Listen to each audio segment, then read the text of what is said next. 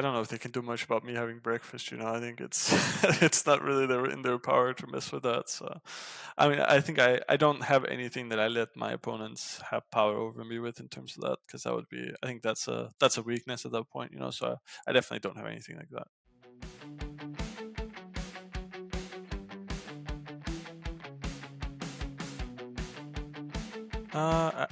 I'd say we're very much still in the process. We've only played together for about a week, even less.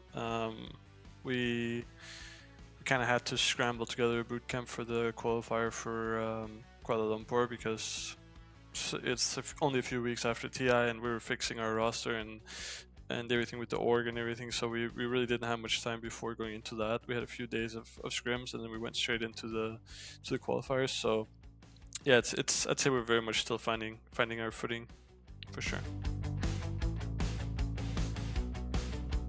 Yeah, I mean, obviously it wasn't just a random coming together with us finding each other. It's something that for me, I've been talking to Skeeter and Snaking for a while about playing with them, since I knew they had issues with their 4 player before TI. So I was talking to them, and then I knew I wanted to play with both of them after TI, and then we kind of just looked around at the rest of the roster, for offlane and mid, and Amar was our first choice. We always wanted to get him. There's a bunch of other teams that also wanted to get Amar, so we're happy that we ended up being able to make sure that we play with him. And then Marine as well was somebody that I didn't know too well, but both of the Tundra guys knew him from playing with him last year, so I I knew that he was a good player, but obviously I didn't know much about him. So it's been a fun week. We had a good boot camp in Jordan where we kind of got to know each other. I think I was very surprised, especially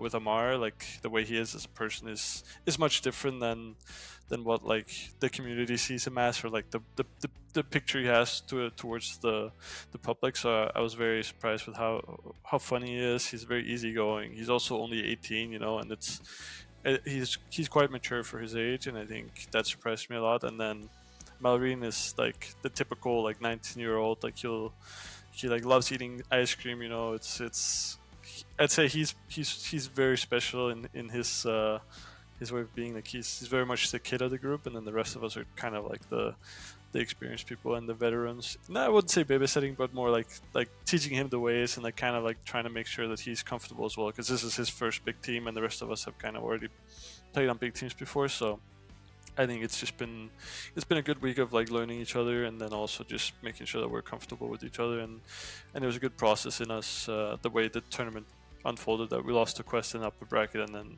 we kind of got time to bounce back, and I think we learned a lot from them, because we got some long games in. We played two games that were more than an hour long, and I think that's very helpful for a new team like us.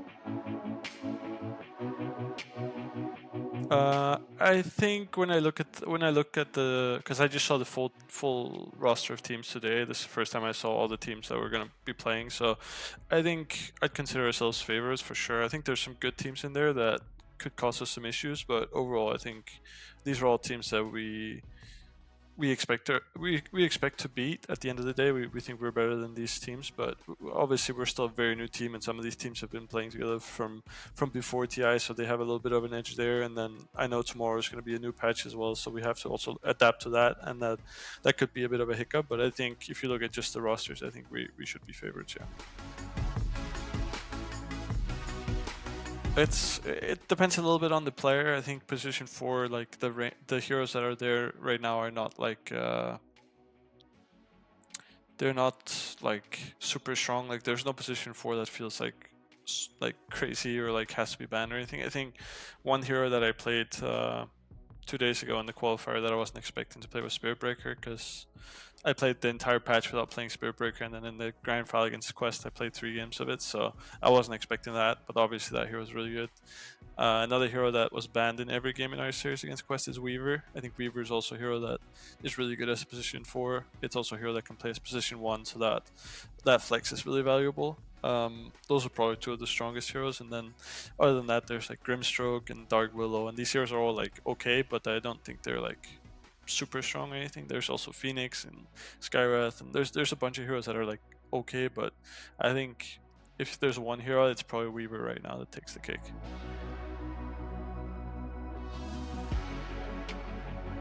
the best thing you can do, even for like somebody like me, is to just look at Dota 2 Pro Tracker. Just look at what other players are doing. Try to like get a big picture of like what heroes are good, what heroes are being played by multiple people, and then like kind of look at if that's something that you can use for yourself. Like, is it something you think is gonna work for you? Is it not? But just taking a look at what pro players do and just be like, okay, there's something to this that might actually be worth looking into.